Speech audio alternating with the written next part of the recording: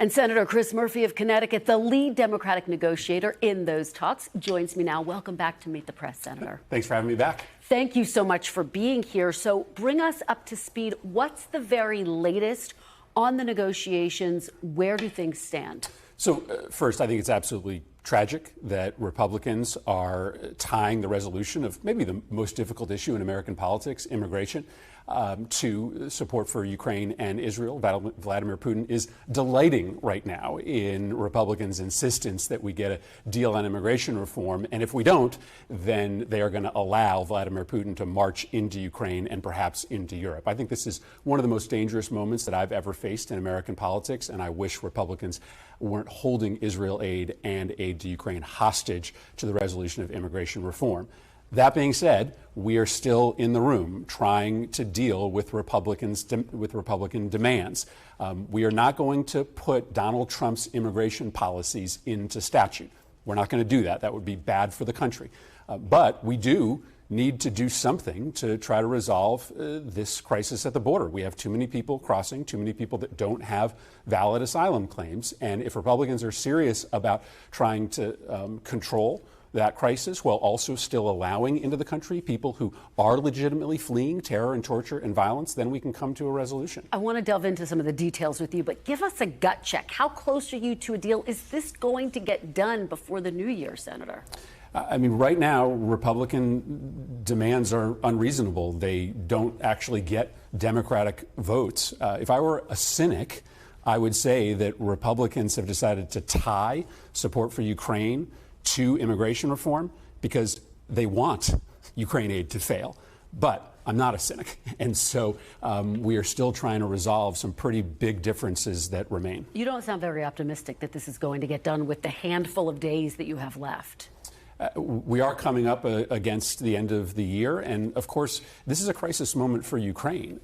Ukraine is running out of ammunition. And if we don't solve this in the next few weeks, Vladimir Putin is going to have an opening to march through the Ukrainian lines to make a move on Kyiv, threatening all of Europe. So this has to be resolved right now, which is why Republicans have to be reasonable. We are not going to solve the entire problem of immigration between now and the end of the year, but we can make a down payment.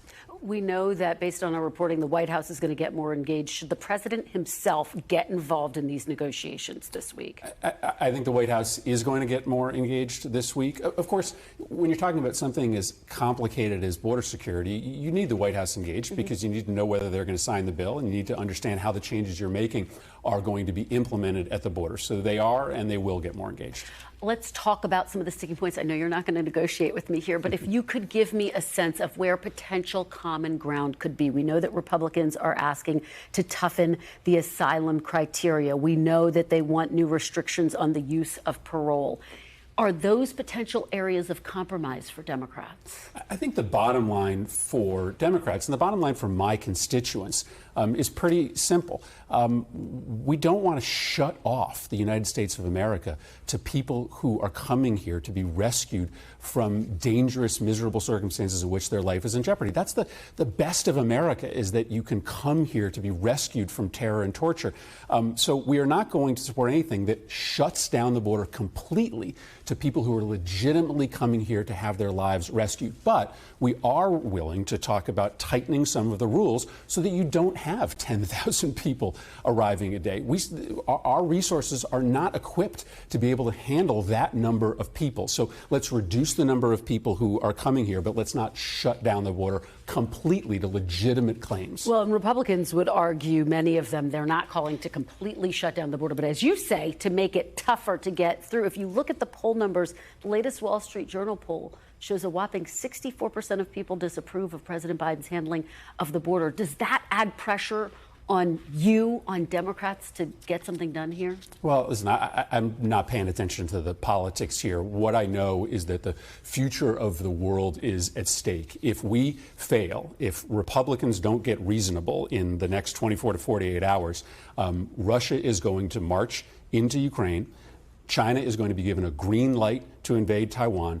The world for my children is fundamentally different under that scenario. The United States' security is at risk. So I am just beside myself that Republicans are playing games with the security of the world. I will try to meet them where they are, but this is a very dangerous point. I want to ask you about Ukraine aid.